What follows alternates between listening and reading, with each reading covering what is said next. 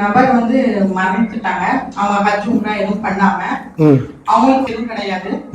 அவங்களுக்கு பதிலா அவங்களுடைய சின்னம்மா, அவங்க அந்த மனிதர் வந்து ஒரு இன்னொரு பெண்மணிக்கு சின்னம்மா, அவங்க அந்த பெண்மணி வந்து அவங்க பிள்ளைகள் சொல்றாங்க, என்னுடைய சின்னம்மாக்காண்டி நீ ஒரு உம்ரா செய், ஒரு ஹஜ் செய் சொல்றாங்க. இப்படி இன்னொருத்தவங்களோட அவங்க ஆசை நியத்தும் வைக்கல, ஆனா நியத்து வச்சிருந்தாலும் அப்படி பண்ணலாமா, நியத்து வைக்காட்டாலும் அப்படி பண்றது கூடுமா?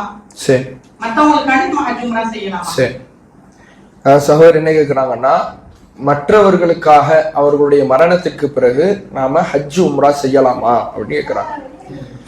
இப்ப ஒரு மனிதர் மௌத்தாயிட்டாங்க அப்படின்னா அவர்களுடைய மரணத்திற்கு பின்னால் அவர்களுக்காக செய்ய வேண்டிய விஷயங்கள், அனுமதிக்கப்பட்ட விஷயங்கள் என்னென்னங்கிறத மார்க்க நமக்கு சொல்லிடுச்சு. ஒண்ணு, அவர்களுக்காக நாம துவா செய்யலாம். அவர்களுக்காக துவா செய்வதற்கு எப்போது அனுமதினா, மௌத்தானவங்க இணை வைப்பு இல்லாமல் மௌத்தாக இருக்க வேண்டும். இணை வைத்த நிலையில் இறந்திருப்பார்கள் என்றால், மரணித்திருப்பார்கள் என்றால் அவர்களுக்கு துவா செய்வதற்கான வாய்ப்பும் அடைக்கப்பட்டு விடும். நபிகள் நாயகம் ஸல்லல்லாஹு அலைஹி வஸல்லம் அவர்கள் தன்னுடைய பெரிய தகப்பனார் அபூ தாலிப் அவர்களுக்காக அல்லாஹ்விடத்துல கையேந்தும் பொழுது அல்லாஹ் அவர்களை கண்டிக்கிறான், ரசூலுல்லாவே கண்டிக்கிறான். இவர் இணை வைப்புல மௌத்தா இருக்கிறாரு, இவருக்காக நீங்க எப்படி கையேந்துவீங்க? மாகானில் நபியின் வல்லதீன் ஆமனு யஸ்தக்ஃபிருல் முஷ்ரிக்கீன், இணை வைத்த நிலையில் மரணித்தவர்களுக்கு பாவ மன்னிப்பு கேட்பது எந்த நபிக்கும் அனுமதி இல்லை, எந்த ஈமான் கொண்டவர்களுக்கும் அனுமதி இல்லை என்று அல்லாஹ் சொல்லிட்டான். அப்ப இணை வைத்த நிலையில ஒருத்தவங்க இறந்துட்டாங்கன்னா அவர்களுக்காக நாம துவா செய்ய முடியாது.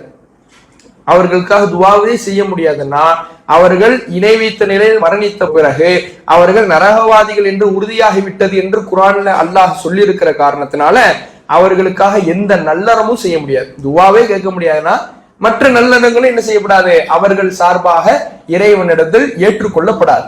அப்ப நாம ஒருத்தவங்க மௌத்தாயிட்டாங்க அப்படின்னா, நம்முடைய பெற்றோரே மௌத்தாயிட்டாங்க அப்படின்னா, அவங்க இணை வைத்த நிலையில மௌத்தாயிருந்தாங்கன்னா அவங்களுக்கு துவா செய்ய முடியாது, அவர்களுக்காக ஹஜ் செய்ய முடியாது, அவர்கள் சார்பாக தர்மம் செய்ய முடியாது. இப்படி எந்த ஒரு நல்லறத்தையும் அவர்கள் சார்பாக நாம செய்ய முடியாது. அல்லாஹ் ரப்புல் ஆலமீன் அதை தடுத்து விடுகிறான். இணை வைக்காத நிலையில ஒருத்தர் வஃபாத் ஆகிறார் அப்படின்னா அவங்களுக்கு என்னென்ன காரியம் செய்ய மார்க்கம் அனுமதி கொடுத்திருக்கு அப்படின்னா, முதல்ல அவர்களுக்காக பாவ மன்னிப்பு கேட்டு துவா செய்கின்ற ஒரு முறையை இஸ்லாம் வந்து நமக்கு வழிகாட்டுகிறது. அடுத்ததாக ஒருத்தவங்க வஃபாத் ஆகுறாங்க, அவங்களுக்கு ஹஜ்ஜு கடமையாகி இருந்தது. ஹஜ்ஜுங்கிறது எல்லோருக்கும் கடமைங்கிற நிலை வந்துடாது. அல்லாஹ் ஹஜ்ஜை பற்றி சொல்லுகின்ற பொழுது இனிஸ்ததா இலைஹி சபீலா, சென்று வருவதற்கு அந்த காபா என்கின்ற ஆலயத்திற்கு சென்று வருவதற்கு யாருக்கு சக்தி இருக்கிறதோ, உடலாலும் பொருளாலும் யாருக்கு சக்தி இருக்கிறதோ அவர்கள் மீதுதான் ஹஜ்ஜி கடமை. போயிட்டு வர்றதுக்கு உடல்ல அவர்களுக்கு தாக்கத்து இருக்கணும், போயிட்டு வருவதற்கு பொருளாதார பலம் இருக்கணும்.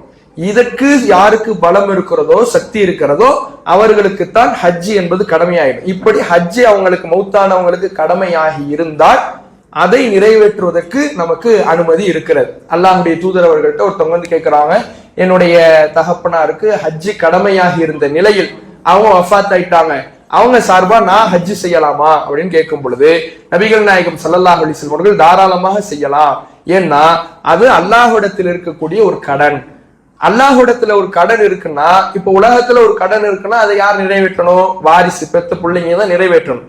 அப்ப வாரிசு தான் அதை நிறைவேற்றணுங்கும் பொழுது இது அல்லாஹ்விடத்துல இருக்கக்கூடிய கடனாச்சே, இதை நீங்க தான் நிறைவேற்றணும் என்று அல்லாஹ்வுடைய தூதர் அவர்கள் சொல்லக்கூடிய செய்தியை பார்க்கணும். அதே மாதிரி அவங்களுக்காக தர்மங்கள் செய்யலாம், அவர்கள் சார்பாக தர்மங்களை செய்யலாம். ரசூலுல்லாஹ் இடத்துல ஒரு நபி தோழர் வந்து அல்லாஹ்வுடைய தூதரை, என் தாயார் வஃபாத் ஆயிட்டாங்க, அவங்க சார்பாக இந்த தோட்டத்தை நான் தர்மம் செய்ய விரும்புகிறேன் அப்படின்னு சொல்லும் பொழுது அல்லாஹ்வுடைய தூதர் அவர்கள் தாராளமாக நீ செய்யலாம் அப்படின்னு சொல்லியிருக்கிறாங்க. இப்ப ஹஜ்ஜி செய்யலாம் அப்படின்னு ரசூலுல்லாஹ் அனுமதி கொடுத்ததுனால உம்ரா செய்யலாமான்னு கேட்டா உம்ரா செய்ய முடியாது. ஏன்னா உம்ரா என்பது கடமையான வணக்கம் கிடையாது. உம்ரா என்பது சுன்னத்து தான், ஹஜ்ஜு தான் கடமை. அப்ப அந்த கடமை இருந்த நிலையில் அவர் வஃபாத் ஆகிய காரணத்தினாலதான் அந்த கடமையை நிறைவேற்ற சொல்லுகின்ற வகையில வாரிசை அல்லாஹ்வுடைய தூதர் அவர்கள் செய்ய சொல்றாங்க. இப்ப தொழுகையை விட்டுட்டு வஃபாத் ஆயிட்டாங்கன்னா அவங்க தொழுகை நிறைவேற்ற முடியுமா? அது நிறைவேற்ற முடியாது. ஏன்னா தொழுகைங்கிறது அது நேரம் குறிக்கப்பட்ட கடமை. அப்ப நேரம் குறிக்கப்பட்ட கடமையாக இருக்கிறதுனால அவங்க சார்பாக வாரிசு வந்து தொழுகிறாரு அப்படிங்கிறது ஏற்றுக்கொள்ளப்படாது. அதே போல அவங்க சார்பாக குர்ஆன் ஓதுறாரு இவரு அப்படி, அதெல்லாம் ஏற்றுக்கொள்ளப்படாது. மார்க்கத்துல அனுமதிக்கப்பட்ட விஷயம் என்பது ஒரு ஹஜ்ஜி அந்த இறந்தவருக்கு கடமையாக இருந்த நிலையில் போகக்கூடிய சூழலில் அந்த நியத்து வைத்த நிலையில் இவர் வஃபாத் ஆயிட்டார்னா அந்த ஹஜ்ஜை அவருடைய வாரிசுகள் நிறைவேற்றலாம். நோன்பு அவர் மீது கடமையாக இருந்து அந்த கடமையை அவர் நிறைவேற்றாமல் வஃபாத்தாக இருந்தார் என்றால் அந்த நோன்பை அவருடைய வாரிசு நிறைவேற்றலாம். அவருக்காக பாவ மன்னிப்பு தேடுவது, துவா செய்வது செய்யலாம். அந்த இறந்தவருக்காக அதை தர்மம் செய்யலாம். இந்த 4 விஷயங்களைத்தான் இஸ்லாம் அனுமதிக்கிறதே தவிர இதை தாண்டி அவர்களுக்காக குர்ஆன் ஓதுவதோ அவர்களுக்காக தொழுவதோ இதையெல்லாம் மார்க்கம் அனுமதிக்கல. இப்ப இதை இறைவன் எப்படி சொல்றான் அப்படின்னா, அல்லாஹுடைய கடன் அப்படிங்கிறார். ரசூலுல்லாஹ் சொல்றாங்க அது தைனுல்லா, அல்லாஹ்விடத்தில் இருக்கக்கூடிய ஒரு கடன் அப்படின்னு சொல்றாங்க. இப்ப அல்லாஹ்விடத்தில் இருக்கக்கூடிய கடன் அப்படின்னா கடனை யார் நிறைவேற்றுவது? இப்போ ஒருத்தவங்க வஃபாத் ஆயிட்டாங்கன்னா அந்த கடனின் பொறுப்பு யார் மீது கடமை அப்படின்னா அவருடைய பிள்ளைகள் மீது தான் கடமை. அந்த பிள்ளைங்க தான் அந்த கடனை நிறைவேற்றணும். அவங்க யார்கிட்ட உதவி பெற்று கூட நிறைவேற்றலாம். ஆனால் கடமை யாரின் மீது அப்படின்னா அவர்களுடைய பிள்ளைகளின் மீது தான் அந்த கடனை நிவர்த்தி செய்வது என்பது கடமையாக இருக்கிறது என்பதை நம்மால் பார்க்க முடிகிறது. அப்ப முதல் கடமை என்பது அவர்களுடைய பிள்ளைகளின் மீது தான். ஒருத்தவங்க மவுத்தாயிட்டாங்கன்னா முதல்ல அவங்களுக்கு ஹஜ்ஜி கடமையாக இருந்திருக்கணும்.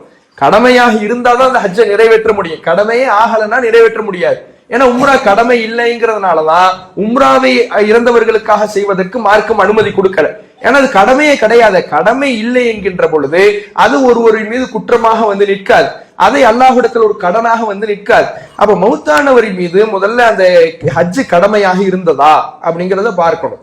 ஹஜ்ஜு கடமையாக இருந்தால் மட்டும்தான் அதை அவருடைய வாரிசுகள் நிறைவேற்ற முடியும். அவருக்கு வாரிசு இல்லை அப்படின்னா அவர்கள் சார்பாக யாரேனும் ஒரு நெருங்கிய உறவினர் என்ன செய்யலாம்? நிறைவேற்றலாம். ஆனா அதுக்கு முதல்ல அவங்களுக்கு ஹஜ்ஜி கடமையாக இருக்கணும். ஹஜ்ஜி கடமையாகல அப்படின்னா அது என்ன ஆக முடியாது, அதை நிறைவேற்ற முடியாது அப்படிங்கிறத இந்த செய்தியிலிருந்து நம்மால் தெரிந்து கொள்ள முடிகிறது. அல்லாஹு அக்பர், அல்லாஹு அக்பர்.